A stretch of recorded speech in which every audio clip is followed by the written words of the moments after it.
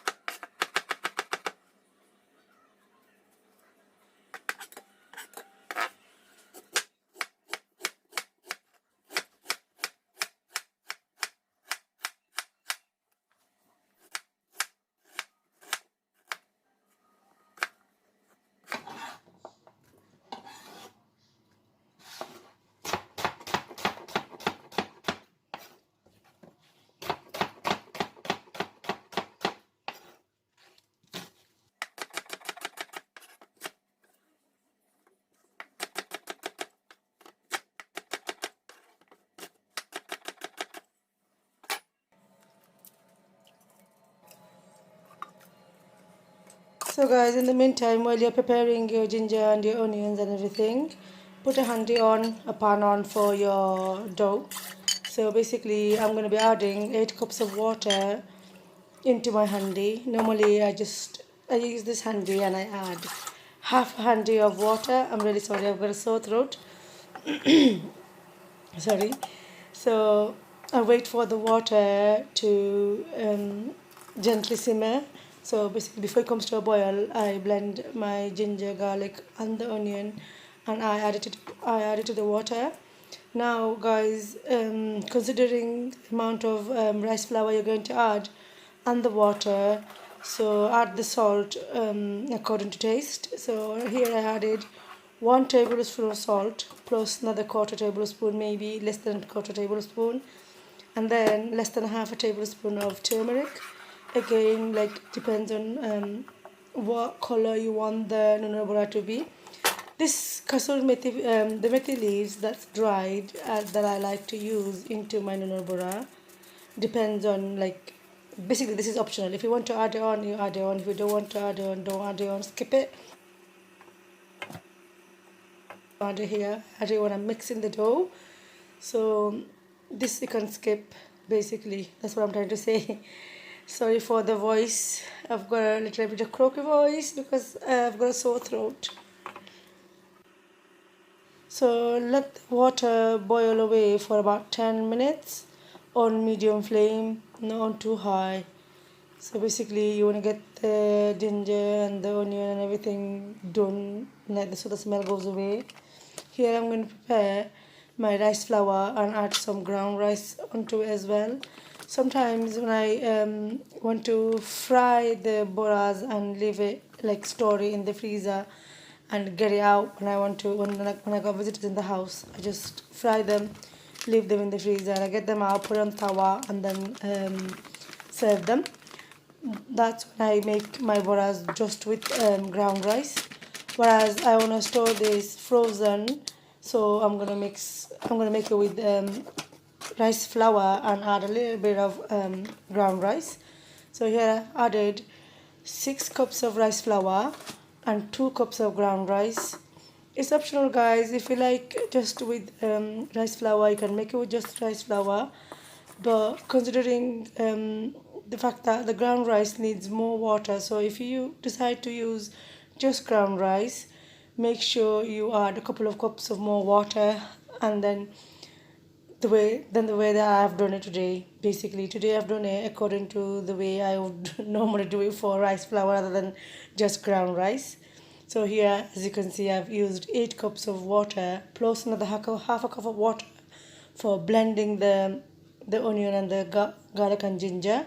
So say 8.5 cups of water is been added into the handi, and I've added 6 cups of rice flour and 2 cups of ground rice flour.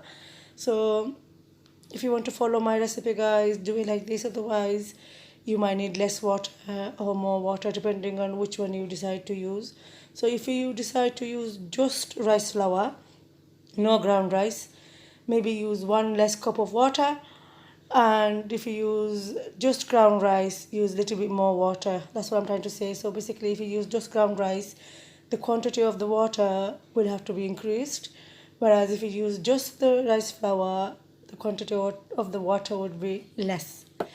So basically after I added the rice flour and the ground rice to the water, I left it on the lowest heat for about half an hour so that it doesn't burn or anything like that.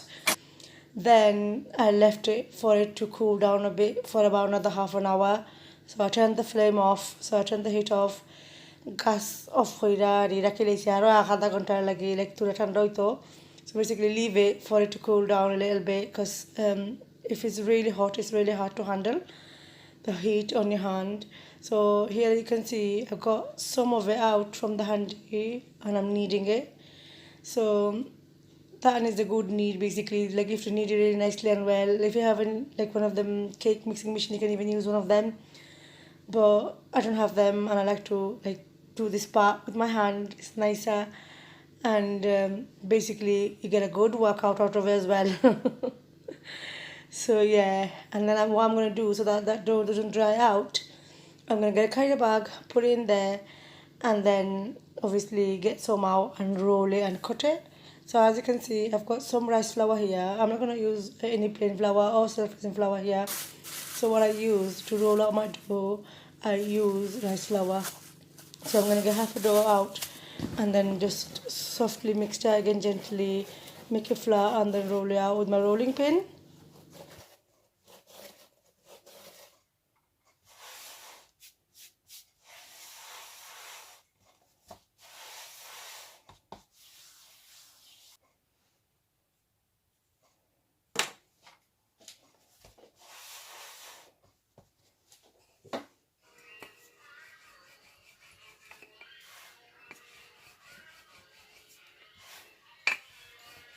So guys, you're rolling it until the thickness that you like. So tip would be here, like if you want to fry them and store them, so you can like redo them on a tawa, get it out frozen, and redo them on a tawa and then serve it, eat it like that. Keep it a little bit thicker, but the way I'm showing it here is the one that you would just store it like as it is, so that you can get it out and fry it and eat it rather than like put it on the tawa and eat it. So basically if you want to keep it like that frozen, do it a little bit thinner, and if you want to fry it and store it, do it a little bit thicker. It's better that way. So that's what I'm trying to say. Basically I've kept them in a nice, I've kept them not too thick, not too thin, in a nice size, so that when you fry them they're nice and crunchy on the outside and just a little tiny bit softer on the inside as well. So it's nicer to eat. So this is the size that I like when you want to store it, like when you want to freeze it and store it basically without frying it. So what I do is whatever dough is left over after cooking it, I just put it back in the bag so that it doesn't dry out, and then get a bit more of the mixture, mix it together and roll it out again.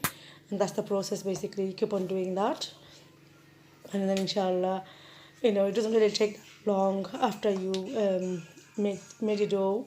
So once you have kneaded your dough, it doesn't really take that long.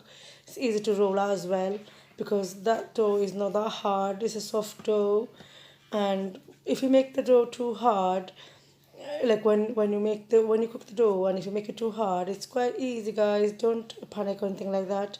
All you have to do is just boil some water in a kettle, add to your dough and mix it and make the dough softer. It's really easier if the dough is soft. It's really easier to handle basically, so it's not too much of a strain on your hands. That's what I'm trying to say. So dough soft করে রাখবা. So as you can see, I'm going to store it. So what I've done here is I've layered it with cling film, and basically every time you want to put another layer on, you keep like repeating the process with the cling flame. Put another layer of cling flame, another layer of NUNOR BORA, and that's how you freeze them. After they have frozen, just get them out, pick them up, put in a carrier bag, and then you store it in the freezer. Put it in a Ziploc bag. Here what I'm trying to show you is here I have made some thick boras just to show you. I'm going to store them in the freezer. So I'm going to first of all fry some thick ones so that you can see like how they look. And then I'm going to fry some thin ones just to show you a lot. But the thing I'm trying to say is if you make them too thin and fry them and you want to store them, and then when you get them out and you put it on a tawa and you have it, it's not that nice. It becomes a little bit hard and crunchy and soft basically.